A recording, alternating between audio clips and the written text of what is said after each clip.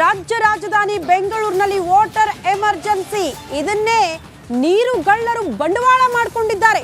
Water tanker ಮಾಲೀಕರ ದಂಧೆ ಎಗ್ಗಿಲ್ಲದೆ ಸಾಗ್ತಾ ಇದೆ ಬೆಂಗಳೂರಲ್ಲಿ. ಇದೇ ಕಾರಣಕ್ಕೆ ಬಿಬಿಎಂಪಿ ಆಯುಕ್ತ ತುಷಾರ್ ಗಿರಿನಾಥ್ ಅವರನ್ನ ನೇರವಾಗಿ ರಿಪಬ್ಲಿಕ್ ಆಡ ಪ್ರಶ್ನೆ ಮಾಡಿತು. ಆಗ್ಲೂ ಕೂಡ ಉಡಾಫಿಯ ಉತ್ತರ ಕೊಟ್ಟರು. ಖಾಸಗಿ ಅವರು ಕಡಿವಾಣ ಹಾಕಕ್ಕಾಗಲ್ಲ, ಇಸ್ಕೊಳ್ಳಿ ಬಿಡ್ರಿ, ಕಲೆಕ್ಟ್ ಮಾಡ್ಕೊಳ್ಳಿ ಅಂತ ಉಡಾಫಿಯ ಮಾತುಗಳನ್ನ ಆಡಿದ್ರು. ಬಟ್ ರಿಪಬ್ಲಿಕ್ ಆಡ ಇಷ್ಟಕ್ಕೆ ಸುಮ್ಮನಾಗಿಲ್ಲ. ಬೆಂಗಳೂರಲ್ಲಿ ವಾಟರ್ ಮಾಫಿಯಾ ಯಾವ ರೀತಿ ಎಗ್ಗಿಲ್ಲದೆ ನಡೀತಾ ಇದೆ ಅನ್ನೋದ್ರ ಬಗ್ಗೆ ಇನ್ವೆಸ್ಟಿಗೇಷನ್ ಮಾಡಿದೆ. ಆ ಇನ್ವೆಸ್ಟಿಗೇಷನ್ ರಿಪೋರ್ಟ್ ಅನ್ನೇ ಈಗ ಅಧಿಕಾರಿಗಳ ಮುಂದೆ ಇಡುವಂತಹ ಪ್ರಯತ್ನ, ಈ ಮೂಲಕ ಸರ್ಕಾರವನ್ನ ಎಚ್ಚರಿಸುವ ಪ್ರಯತ್ನ. ಈ ಕೂಡಲೇ ಪಾಲಿಕೆ ದರ ನಿಗದಿ ಮಾಡಬೇಕಾಗುತ್ತೆ, ವಾಟರ್ ಮಾಫಿಯಾಗೆ ಕಡಿವಾಣ ಹಾಕಬೇಕಾಗುತ್ತೆ ಅಂತ ಪರಿಸ್ಥಿತಿಯನ್ನ ಬೆಂಗಳೂರಿನ ಜನ ಫೇಸ್ ಮಾಡ್ಕೊಳ್ತಿದ್ದಾರೆ. ಹನಿ ಹನಿಗೂ ನೀರಿಗೂ ಕೂಡ ಪರದಾಟ. ಕುಡಿಯೋ ನೀರು ಸಿಕ್ಕರೆ ಸಾಕಪ್ಪ ಅಂತ ಜನ ಎದುರು ನೋಡ್ತಿದ್ದಾರೆ.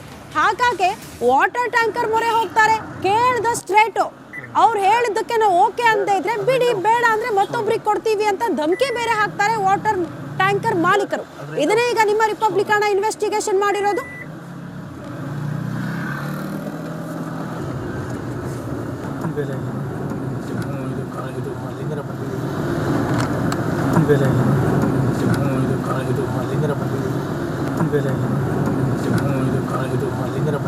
ಮಾಡ್ಬೋದು ಈಗಲೇ ಬೇಡ, ಫಸ್ಟ್ ಎಲ್ಲ ಮಾಡ್ಬೋದು.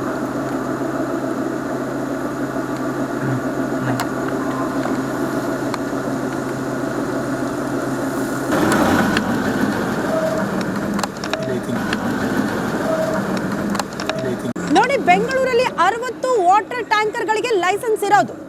ಆದ್ರೆ ಬೆಂಗಳೂರಿನ ಪ್ರಮುಖ ರಸ್ತೆ ಅಂದ್ರೆ ಕೆಂಗೇರಿ ಕಡೆ ಹೋಗಿ ನೋಡಿದ್ರೆ ಇದು ರಿಪಬ್ಲಿಕ್ ಆಣ ಕ್ಯಾಮ್ರಾ ಕಣ್ಣಲ್ಲಿ ಸೆರೆಯಾಗಿರುವಂತಹ ದೃಶ್ಯ. ಕೆಂಗೇರಿ ಭಾಗದಲ್ಲಿ ಎತ್ತ ಕಣ್ಣು ಹಾಯಿಸಿದ್ರು ಕೂಡ ವಾಟರ್ ಟ್ಯಾಂಕರ್ಗಳು ನಮಗೆ ಕಾಣದೆ ಸಿಗುತ್ತೆ. ಲೆಕ್ಕನೇ ಇಲ್ಲ ಎಷ್ಟು ವಾಟರ್ ಟ್ಯಾಂಕರ್ಗಳು ಬೆಂಗಳೂರಲ್ಲಿ. ಎಲ್ಲದಕ್ಕೂ ಕೂಡ ಲೈಸೆನ್ಸ್ ಇದೆಯಾ ಅನ್ನೋ ಪ್ರಶ್ನೆಗೆ ಉತ್ತರ ಇಲ್ಲ ನಮ್ಮ ಹತ್ರ. ಕಾರಣ 60 ಟ್ಯಾಂಕರ್ಗಳಿಗೆ ಮಾತ್ರ ಲೈಸೆನ್ಸ್ ಇದೆ. ಉಳಿದಿದ್ದಕ್ಕೆ ಕಡಿವಾಣ ಹಾಕೋದು ಹೇಗೆ?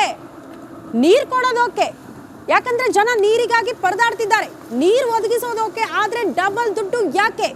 ಬೇಕಾಬಿಟ್ಟಿಯಾಗಿ ಮನಸೋ ಇಚ್ಛೆ ದುಡ್ಡು ಕಲೆಕ್ಟ್ ಮಾಡ್ಕೊಳ್ಳೋದಕ್ಕೆ ವಾಟರ್ ಟ್ಯಾಂಕರ್ ಮಾಲೀಕರು ಮುಂದಾಗ್ತಿದ್ದಾರೆ. ಹಾಗಾಗಿ ಬಿಬಿಎಂಪಿ ಆಯುಕ್ತ ತುಷಾರ್ ಗಿರಿನಾಥ್ ಅವರು ಈ ಇನ್ವೆಸ್ಟಿಗೇಷನ್ ರಿಪೋರ್ಟ್ ನೋಡ್ಲೇಬೇಕಾಗುತ್ತೆ, ನೋಡಿ ದರ ನಿಗದಿ ಮಾಡಲೇಬೇಕಾಗುತ್ತೆ, ಇದಕ್ಕೆ ಕಡಿವಾಣ ಹಾಕ್ಲೇಬೇಕಾಗುತ್ತೆ.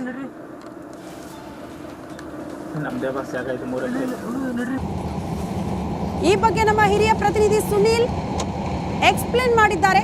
ಯಾವ ರೀತಿ ದಂಧೆ ನಡೀತಾ ಇದೆ ಅನ್ನೋದ್ರ ಬಗ್ಗೆ ಒಂದು ರಿಪೋರ್ಟ್ ಇದೆ, ಬನ್ನಿ ನೋಡ್ಕೊಂಡು ಬರೋಣ.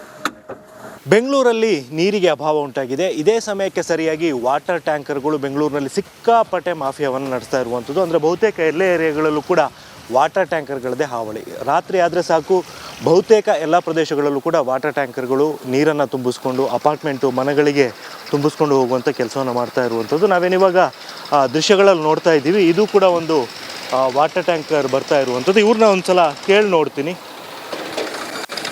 ಬ್ರದರ್, ಎಲ್ಲಿಗೆ ಹೋಗ್ತಾ ಇದ್ದೀರಾ? ಎಲ್ಲಿಗೆ ನೀರು? ಆರ್ ನಗರ.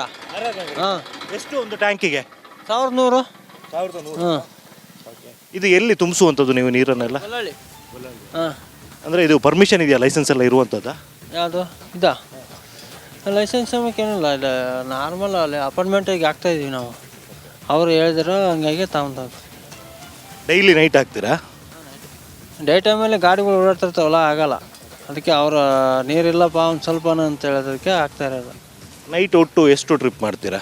ಒಂದು 4 ಲೋಡ್ ಆಗ್ಬೇಕಾರೆ ಹೆಚ್ಚು ಕಡಿಮೆ ಅಷ್ಟೇ, 4 ಲೋಡ್. ನೀವೆಲ್ಲಿ ನೀರು ತುಂಬಿಸ್ಕೊಳ್ಳೋಂಥದ್ದು? ಬೋರ್ವೆಲ್ ಇದೆಯಾ? ಹಾಂ, ಅಲ್ಲಿ ಬೋರ್ ಇದೆ, ಗೊಲ್ಲಳ್ಳಿ. ಒಂದು 20 ನಿಮಿಷ ಆಗುತ್ತೆ ಲೋಡು. ಗಾಡಿಗಳಿದ್ದರೆ ಲೇಟ್ ಆಗುತ್ತೆ, ಒಂದು 1 ಅವರ್ 2 ಅವರ್ ಆಗುತ್ತೆ. ಆ ಬೋರ್ವೆಲ್ ಇರುವಂಥದ್ದು ನಿಮ್ಮ ಮನೆದ್ದೇನಾ ಅಥವಾ ಹೆಂಗೆ? ಇಲ್ಲ, ಅವರು ಓನರ್ದೆ, ಅವರು ಕೊಡ್ತಾ ಇರೋದು ಲೋಡಿಗೆ ಇಷ್ಟಂತ ಕೊಡ್ತಾಯಿದ್ದೀವಿ. ಅಲ್ಲ, ನೀವು ಅವ್ರಿಗೆ ಕೊಡಬೇಕಾ ಒಂದು ಲೋಡಿಗೆ? ಆ ಮನೆಯವರಿಗೆ ಯಾರ್ದು ಬೋರ್ವೆಲ್ ಇದೆ ಅವ್ರಿಗೆ ಕೊಡಬೇಕು. ಎಷ್ಟು ಕೊಡ್ತೀರಾ? ಅವರಿಗೆ 160 ರೂಪಾಯಿ ಕೊಡ್ತೀವಿ ಒಂದು ಲೋಡಿಗೆ. ನೀವು ಇದನ್ನು ಮಾರಾಟ ಮಾಡುವಂಥದ್ದು? 1100, 1000 ಅಷ್ಟೇ. 1100, 1000 ರೂಪಾಯಿ. ಇದು ಎಷ್ಟು ಲೀಟ್ರದ್ದು ಟ್ಯಾಂಕ್? ಇದು 4500. ಹ್ಞೂ. ನಿಮ್ಮ ಹೆಸರು? ಷಣ್ಮುಖ.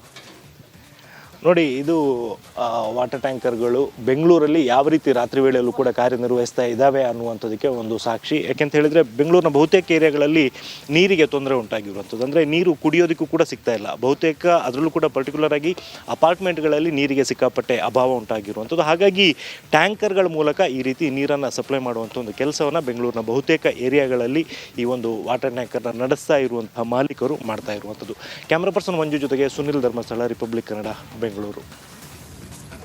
ಇದು ನಮ್ಮ ಇನ್ವೆಸ್ಟಿಗೇಷನ್ ರಿಪೋರ್ಟ್. ನೋಡಿ, ಲೈವ್ ಅಲ್ಲೇ ಮಾತನಾಡಿಸುವ ಪ್ರಯತ್ನ ಆಯಿತು. ಆ ವಾಟರ್ ಟ್ಯಾಂಕರ್ ಚಾಲಕ ಆರಾಮಾಗಿ ಹೇಳ್ತಾನೆ, ಇಷ್ಟಕ್ಕೆ ನಾವು ಕೊಡ್ತೀವಿ, ಇಷ್ಟಕ್ಕೆ ಅವ್ರು ಸೇಲ್ ಮಾಡ್ಕೊಳ್ತಾರೆ ಅಂತ. ಇನ್ನೊಂದು ನನ್ನ ಸಹೋದ್ಯೋಗಿ ದಿವಿತ್ ಕೂಡ ಇಂಥದ್ದೇ ಒಂದು ವರದಿ ಮಾಡಿದ್ದಾರೆ, ಬನ್ನಿ ನೋಡ್ಕೊಂಡು ಬರೋಣ. ಇವ್ರು ಯಾರು? ಇವ್ರು ಯಾಕೆ ಬರ್ತಾವ್ರೆ? ಅವರು ನೀವು ಇಲ್ಲಿ ಹಿಂಗೆ ಹೋಗಿ ಅಂತ ಹೇಳಿದ್ದು ನಾನು ನೋಡ್ಲಿಲ್ವಾ? ಬರ್ರಿ ಇಲ್ಲಿ ಒಂದು ನಿಮಿಷ, ಬರ್ರಿ ಇಲ್ಲಿ ಒಂದು ನಿಮಿಷ. ಏನಕ್ಕೆ ಬಂದ್ರಿ ನೀವು ಇಲ್ಲಿಗೆ? ಏನಕ್ಕೆ ಬಂದ್ರಿ ಇಲ್ಲಿಗೆ? ಅಲ್ಲಿ ಪಾಯಿಂಟ್ ಅಲ್ಲಿ ಬಂದಿದ್ದು ಸರ್. ಇಲ್ಲಿಗೆ ಏನಕ್ಕೆ ಬಂದ್ರಿ? ಇಲ್ಲಿಗೆ ಏನಕ್ಕೆ ಬಂದ್ರಿ? ತಿರ್ಸ್ಕೊಳಕ್ಕೆ ಗಾಡಿ ತಿರ್ಸ್ಕೊಳಕ್ಕೆ ಬಂದಿದ್ದೀವಿ. ತಿರ್ಸ್ಕೋಕ್ ಬಂದಿದ್ದ ಟ್ಯಾಂಕರ್ ಗಾಡಿ ಇಲ್ಲಿ ತಿರ್ಸ್ಕೋಕ್ ಬಂದಿದ್ದ? ಇಲ್ಲಿಗಿಲ್ಲ, ಇಲ್ಲಿ ನೀರು ತುಂಬಸಕ್ ಬಂದ್ರಾ? ಇಲ್ಲಿ ನೀರು ತುಂಬಸಕ್ ಇಲ್ಲಿ ಬಂದಿಲ್ಲ ಸರ್. ಮತ್ತೆ ಎಲ್ಲಿಗೆ ಬಂದ್ರಿ? ಆ ಕಡೆ ಬಂದಿದ್ದು, ಆ ಡೌನಲ್ಲಿ ಆ ಕಡೆ ನೀರು. ಮತ್ತೆ ಅವ್ರ್ಯಾರು ನಿಮ್ಮ ಕಡೆ ಕೈ ಸನ್ನೆ ಮಾಡಿ ತೋರಿಸಿದ್ರಲ್ಲ ಈ ಕಡೆಗೆ ಹೋಗಿ, ಅವ್ರು ಯಾರು ನಿಮಗೆ? ಅವ್ರು ಯಾರು ನಮ್ಗೆ ಗೊತ್ತಾಗುತ್ತೆ ಸರ್. ಅವ್ರು ಯಾರು ಅಂತ ನನಗೆ ಗೊತ್ತೇ ಇಲ್ಲ. ಯಾರು ಅಂತ ಗೊತ್ತೇ ಇಲ್ವಾ? ಗೊತ್ತೇ ಇಲ್ವಾ ಏನ್ರಿ ಸರ್? ನಿಮ್ಗೆ ಯಾರು ಅಂತ ಗೊತ್ತೇ ಇಲ್ಲ ಅಂತ ಹೇಳ್ತೀರಾ ಅವರು? ನೀವು ಯಾರು ಅಂತ ಗೊತ್ತೇ ಇಲ್ವಂತೆ? ಗೊತ್ತಿಲ್ವಾ? ಮತ್ತೆ ಆಗಲೇ ಕೈ ಮಾಡಿ ತೋರಿಸಿದ್ರಿ ಹೋಗಿ ಅಂತ. ಹಾಂ, ಯಾರ್ರೀ ನೀವು ಯಾಕೆ ಹೇಳ್ತಿದ್ದೀರ ಅವರಿಗೆ ಹೋಗಿ ಅಂತ? ಒಂದು ನಿಮಿಷ ರೀ ಸರ್, ಇಲ್ಲಿ ಏನಕ್ಕೆ ಬಂದ್ರಿ ನೀವು? ಕನ್ನಡ ಬರಲ್ಲ. ಕನ್ನಡ ಬರಲ್ಲ, ಕನ್ನಡದಲ್ಲಿ ಹೇಳ್ತೀರಲ್ರಿ? ತೆಲುಗು ನಮ್ಮದು. ಕನ್ನಡದಲ್ಲಿ ಮಾತಾಡ್ತಾ ಇರಲ್ಲ, ಕನ್ನಡ ಬರಲ್ಲ. ನೋಡಿ, ಇವರು ಬರ್ತಾ ಇದ್ರು, ಈ ಟ್ಯಾಂಕರ್ ಗಾಡಿ ಬರ್ತಾ ಇತ್ತು. ಬರ್ತಿರುವಂಥ ಸಂದರ್ಭದಲ್ಲಿ ಅವ್ರು ಅಲ್ಲೇ ಕೈಯಿಂದ ಸನ್ನೆ ಮಾಡಿದ್ರು. ಅವ್ರು ನಾನೇ ಕಣ್ಣಾರೆ ನೋಡಿದೆ, ಲೈವಲ್ಲಿ ವಿಡಿಯೋದಲ್ಲಿದೆ ಸರ್. ಯಾಕೆ ಹಿಂಗೆ ಅಂತೀರಾ ನೀವು?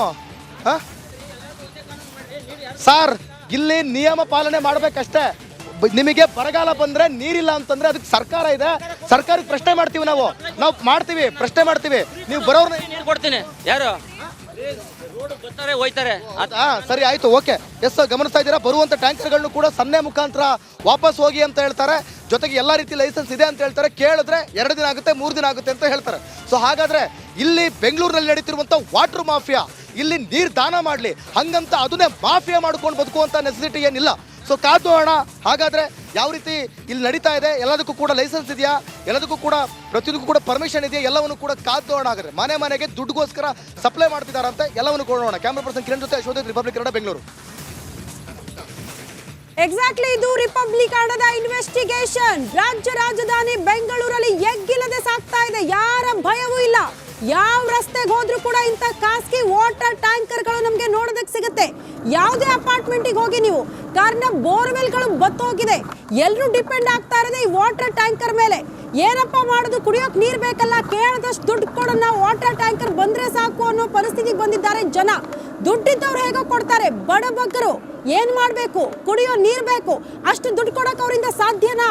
ಆ ಪ್ರಶ್ನೆಗೆ ಇಲ್ಲ ಅನ್ನೋಂಥ ಉತ್ತರ ಸಿಗುತ್ತೆ. ಹಾಗಾಗಿ ಬಡವರ ಧ್ವನಿಯಾಗಿ ರಿಪಬ್ಲಿಕ್